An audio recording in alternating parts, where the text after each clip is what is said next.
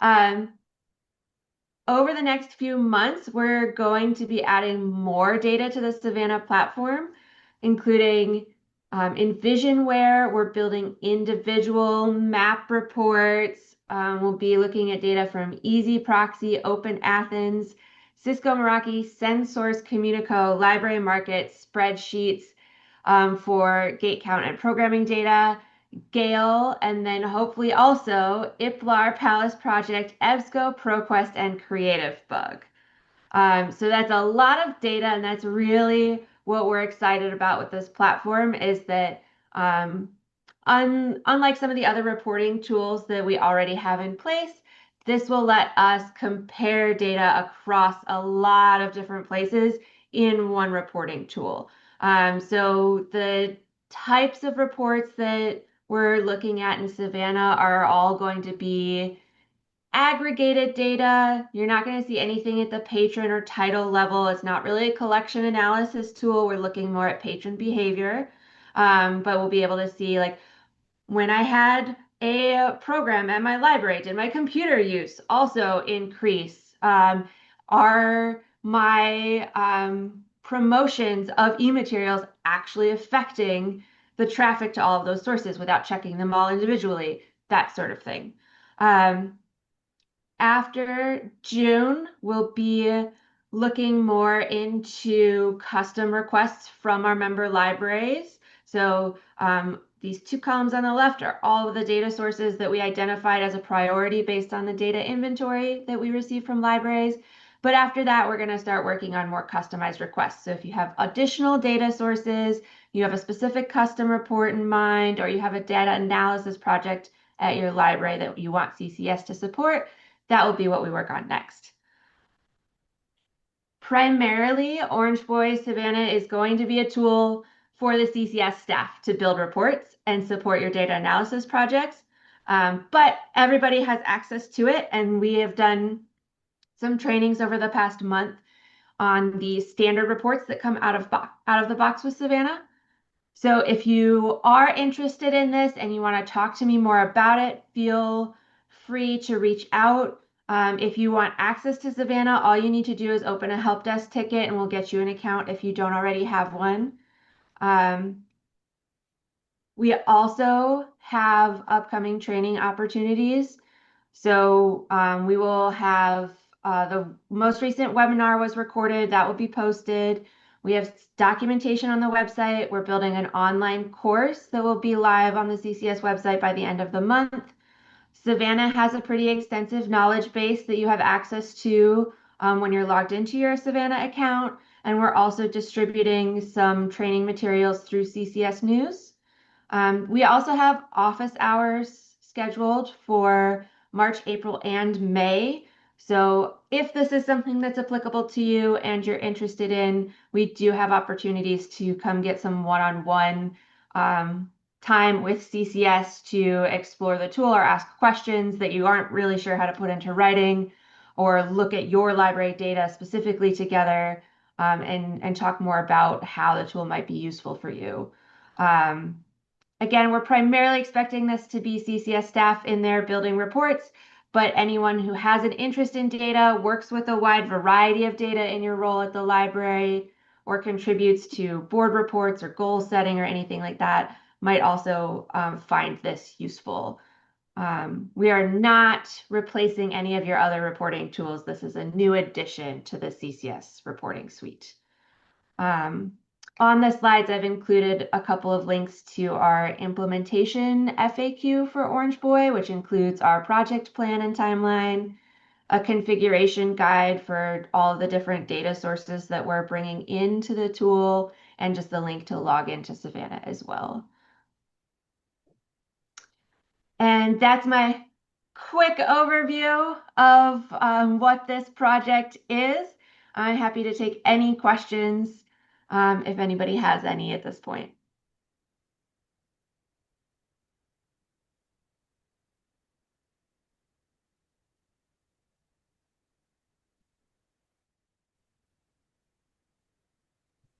All right. If there are any questions that come up, you can flag them with me, and Molly, I'll pass them over.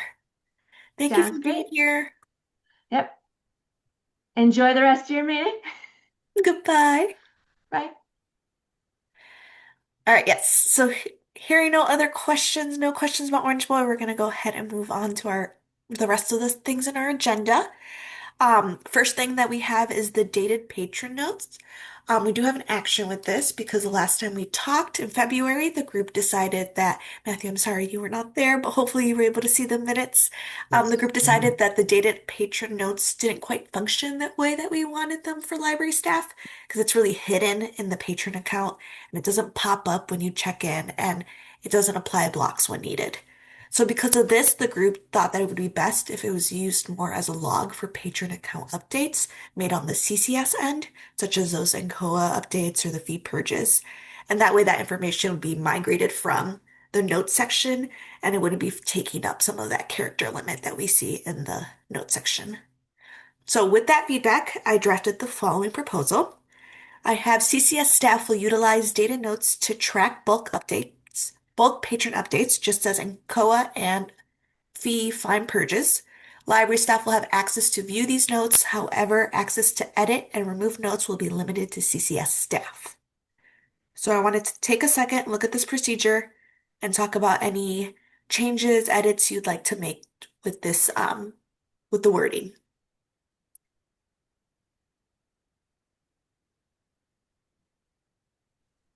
I have a question, and this is about something that came up Yes. since we last met. Can you hear me? Yes. Okay. So here it says library staff will have access to view, but the access to edit and remove will be limited to only CCS staff. Mhm. Something came up in my department meeting over the weekend. One of the things a note that we standard put on cards is we have Library of Things agreements that patrons sign. And my staff asked if we could use this field at our library to put those notes. So like we would put that note in the dated notes field because we want to know that they have an agreement on file with us, but it doesn't necessarily need to be in the notes field where it shows up orange and we have to check because could we leave an option for libraries to be able to put notes in that field for things like that if we wanted to? Because the wording here doesn't Yes. sound like it allows for that. So Right. yeah. So what are our thoughts about allowing like a manager, like a circulation manager, to add those? Labor intensive for the manager, Yeah, depending that's true. So upon, like if there's a stack, yeah, if there was like a specific code that when you do your request, like you have this permission level, maybe it's a permission level, yes. Yeah. and then whatever library can choose that as a permission level for that specific staff member, Okay. if that's a possibility for these notes. It should be in the like setting wise, it should be it's a permission level. So like when I added it all to you in training, I added it as like a general staff. But we can make another permission group to allow just for a certain group of staff members to have access to this. Would that be helpful? I think so. Okay. I Make agree. a note. I'm glad your staff brought that up. Yeah, that's a great point. Yeah, yeah. And I feel bad complicating it because it seems so cut and dry. But when they brought that up, I was like, that's a great idea because we don't really need it there. Or even like we put the school that the teachers for our teacher cards, we put like the school that they're at in there, and that could be something that doesn't need to be there. I guess it also piggybacks on mine. Can we do merge library cards in that field too, Kiara? Oh, that would be a great thing to add there. Yes. So then my other question is, should we specify in the procedure all of the things, or is it okay to have a couple examples and then as we grow and as we realize what can go here? I will say that Bob is still looking into this. In the Polaris data, you are able to bulk in the Polaris documentation, you are able to bulk update. He just hasn't tested. So before we go into Circ technical group, we want to make sure that we test and we make sure that all of this works. But yes, that's a great idea. So I can add it here. Yeah, I no, feel like that's a great suggestion, Kim. Anything that is not essential, anything that we could move to the Right. notes field would be great. So we have NCOA, fee purges, any other, which ones did you say, Kim? the merged patron records, but I feel like you could just encompass it as CCS staff work or something like Yeah. that, like general maintenance of accounts. Okay. So that way, as we grow, we don't have to revisit the procedure or the policy. And then, as Janine said, perhaps then it's a permission level. And then you can just say, based upon library specific internal, what do we call it? We used it for the damage, local policy. Could you put like language about like, so that way it stays consistent, maybe permissions based on local policy? Yeah. Yeah. I'll pull up that change for the damaged and I'll copy and paste it in there. Yeah. Any other Go edits or thoughts on this? Quick question. Can you hear me first of all? Yes. Okay. Yes. The idea about the note for when you merge accounts, are we imagining that that would automate into the dated notes or a manager would have to manually move it to the dated notes? No, the idea would be that Bob should be able to bulk update into the dated notes, um, so that it just lives there. You won't have to make any changes. And then Bob can also do reports to clean up the notes. So if we have anything that has data notes in a notes field, that has a patron merge note in the notes field, you wouldn't have to manually go and add it. But going forward, when merging accounts, it would automatically move it Correct. or put it into the date notes. If Okay, yeah, that's if awesome. it works the way that Polaris Right. documentation says, and Bob is able to test it, I messaged Yeah, him this week, so I'll talk to him again and see if we're able to test that before we present it in April. But yes, that is how it should work. cool. Yeah, so it would be nice and easy. It would not take up that space anymore.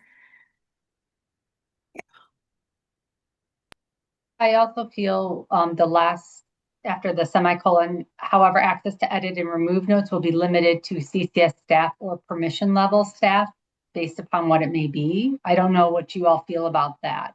So if, like Janine, you have someone who says, I no longer want whoever is on my account to be able to check out library things. I don't want to have to put a ticket in with CCS because that's cumbersome. So I think it should be permission-based level like you have written.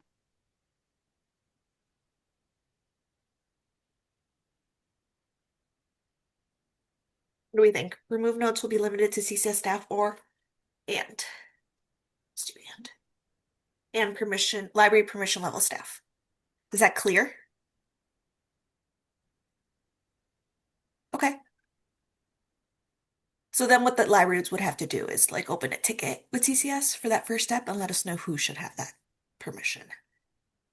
This is not related to the procedure that's being drafted right now, but I don't remember discussing it last month. Specifically for the fine and fee purges, is that information still going to be recorded just in the account history because it's associated with those actual charges? Like, is there still going to be an associated note to each of those charges? Or is it just going to be a bulk note in the dated notes? So that note would, where does it currently live? Does it live in the patron account? Like It lives with each individual charge, I yeah, believe, and so it somebody should can still live correct me there. if I'm okay. Yeah, It'll just but I'll also make be a in the data note to notes. ask Bob. Okay. Yeah, it's in the transaction account information History. on the Yeah. right side. So when you click account on the patron on the right side, you click the little drop down, it's transactions. They should, I would assume that it's all listed there still. I'm gonna Yes. confirm with Bob. Okay. That I think is all just testing that he has to do to make sure that everything gets tracked in the same or the ways that we want it to. So let me make a note.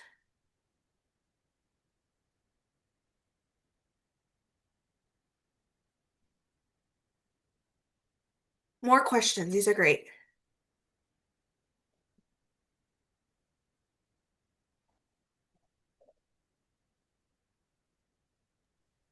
Tara, we did mention this is kind of piggybacks on that we would kind of go over in the next Circ meeting, Idea Lab and logging Yes. in.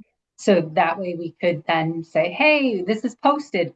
Go give your feedback. So maybe that would be very helpful too. I agree. And it's on the agenda.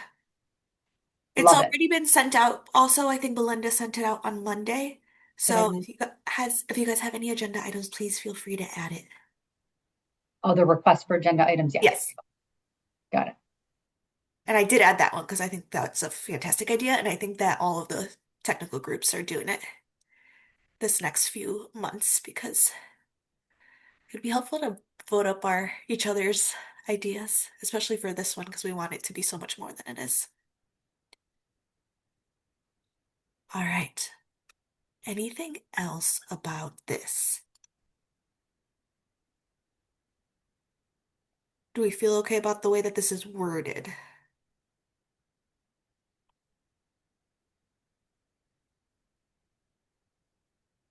Okay. So I am going to go ahead and have us vote on this. And then I'm wondering, because we've made it a workflow change for these specific staff members, this will likely go into circulation technical group to vote as well. So we're going to go ahead. Any last comments, notes before you vote? All right. Would someone like to make a motion?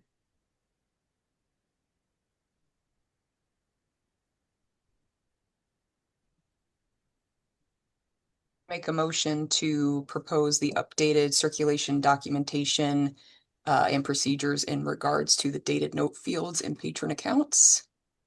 Can I get a I second? can second that. Thanks, Kim. Thanks, Carrie. All in favor? Aye. Aye. Aye. Any opposed? All right, so then we will go ahead and take this to the next Circ meeting.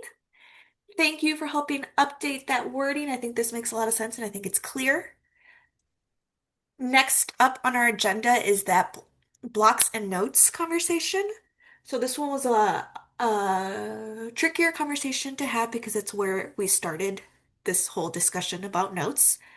Last month, the group decided or discussed the pros and cons of allowing libraries to place notes and blocks on patron accounts, and ultimately decided that there are instances where libraries need to place a note on a patron that isn't necessarily your like home patron.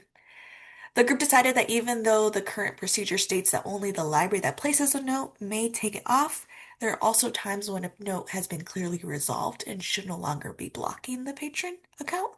And because of cases like this, the procedure wording has also changed to allow staff to remove a note if it has been resolved or if you can prove that it's been resolved in the past using best judgment. So here is the proposed update. I have libraries may alter or remove note text if they can resolve an issue or can confirm that the issue has already been resolved. Libraries may apply best practices to determine whether to add a note or block to a patron account. So my biggest question here is that should we specify further that any library can apply best practices for any patron account? Um, and then should we add block as well? Libraries may alter or remove blocks. So I'm going to stop talking and I'll let you all discuss.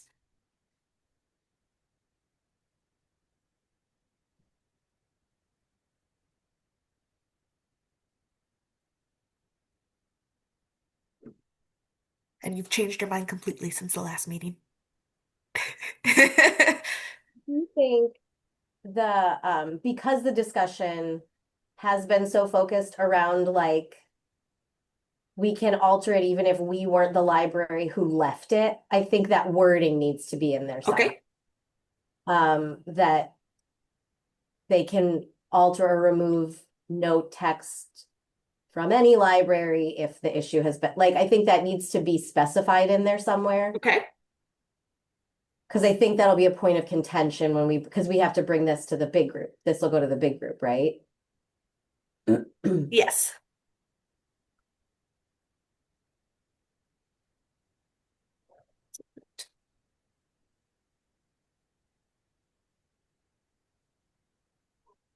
And do we agree that we should say block and block note? I was trying to think of like blocking and non-blocking note, like just being hyper specific with that. Agree on that. I don't want people to infer. I want them to. Yes. Yeah. Libraries may alter or remove blocking and non-blocking notes. Let's just do notes. If they can resolve the issue or can confirm that the issue was already resolved, regardless if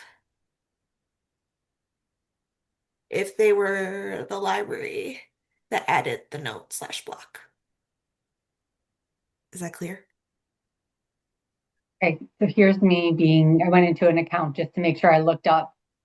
Now, when I think of blocking notes, I think of the ones that can go red or orange in the notes. We also have the hard blocks, which are the free text blocks, which are the other ones. Do we need to specify, because there's a note section and then there's a block section? Right. Let me go ahead and pull that up so we can see.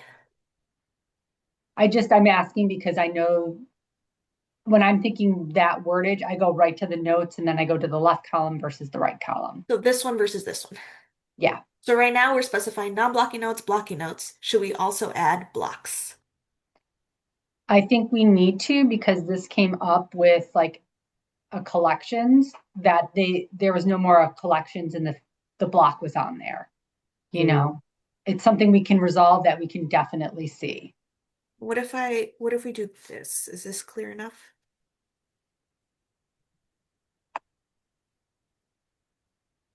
Libraries may alter or remove blocks, blocking notes, and non-blocking notes.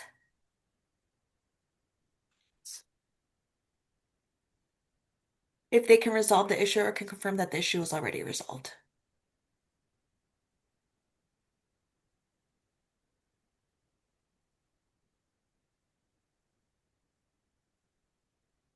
Kim, do you think that's enough?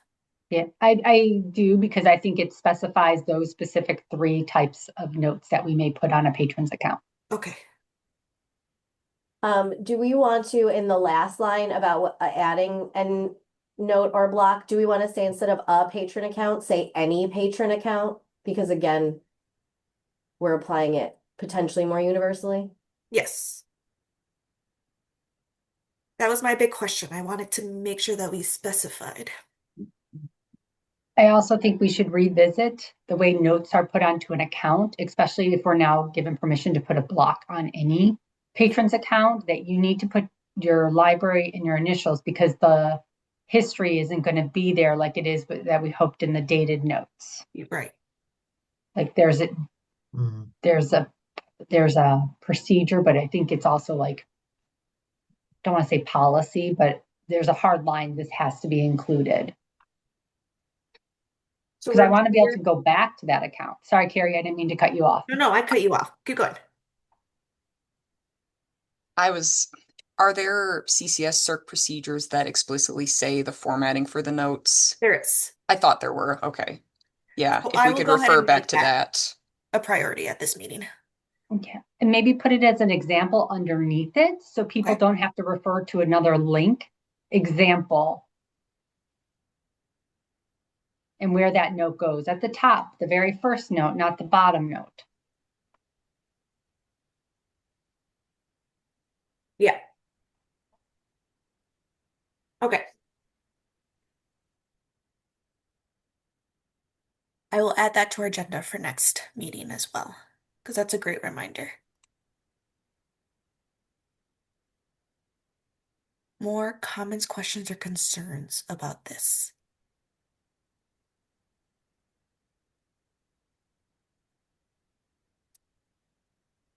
All right, I'm going to read it one more time. Libraries may alter or remove blocks, blocking notes, and non-blocking notes if they can resolve the issue or can confirm that the issue was already resolved, regardless if they were the library that added the note/block. Libraries may apply best practices to determine whether to add a note or block to any patron account.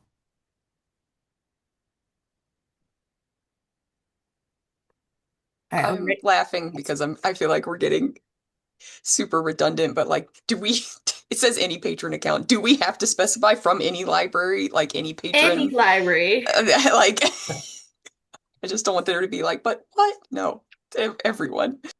Any library may apply best practices to determine whether to add a note or block to any patron account. Is that okay? It does seem silly, but it will come up. Guaranteed. This will be a big discussion next meeting. We're in person, aren't we? We are in person. Those are kind of the ones that this type of thing I think is really important to have as an in-person discussion. Yeah, for sure. Okay. Are we ready? Can I get a motion? I motion to approve the updated proposal for adding and removing notes to patron accounts. Thank you. Can I get a second?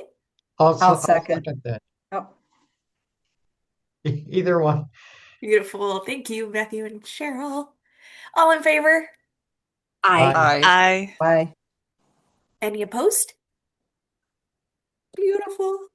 All right, so we will take this to the next circulation technical group for a discussion, final decision. This is also a workflow change, so we'll take a look at what that sounds like and how that feels for the group. All right. That was all of our new business items for today. Are there any thoughts, questions, or concerns before we end? Just asking as a reminder from the minutes, the OCLC, that's just going to be brought up at the next IOL Yes. Tech Group meeting. Okay, thank Yes, you. and that change has been made on the website. I was just Okay. going to share it out when we talked as a group because during the last ILL technical, it just seemed like that was the consensus as well. Agreed. Okay. Okay, beautiful.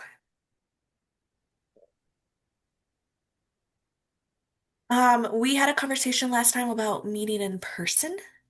And so our next meeting will be on June 11th, so that's something that we can keep in mind. I will unfortunately not be there, but that is something that we can keep in mind as a group. I would assume that Deborah would take over the group while I'm out, but we will get more information on that. Moving closer to those dates, but just something to keep in mind if that is something we're interested in. What Rebecca shared with me is that we want to make sure that these groups are as accessible to everyone as possible. So if there's anyone that can't join in person, then we would go ahead and proceed virtually. But if everyone's on board and is like, yes, let's go do a library visit, then we can go ahead and move forward with that. So feel zero pressure meeting in person. If you don't want to do it, that's totally okay. If you have to be to your library, that's totally okay. If you feel more comfortable reaching out one-on-one and letting me know, you can. And then we'll move forward that way. So just I something to guess, keep in mind. I guess I would also say, depending upon what's on the agenda. So, Yes. like, that's the other aspect. I think, like, I would love to drive out to Fox River Valley or Cary. If we're going to meet for 30 minutes, I don't, I don't know, Virtual would be so like, much I better. want to, trust me, I want to go visit y'all and see how your libraries are working right now. Um, but at the same time, 30 minutes. I think agenda level, if we are know what we're going to be talking about in advance, that would be helpful. Fully agree. So we'll keep that in mind as well. All right. Any last questions, concerns before we adjourn? Also a very quick meeting, so thank you all for being here. I'm gonna stop screen sharing. All right. All right, so we will meet next on June 11th. May I have a motion to adjourn the meeting? I motion to adjourn. Thank you. All in favor? I Aye. Aye. Any opposed? All right, friends, thank you so much. I will see you very soon on April 9th for the Circ meeting. All right. Enjoy your baby shower, Kiara. Thank Yeah. you. Have a great rest of your week, y'all. Bye, Bye. guys. Bye. Bye. Thank you.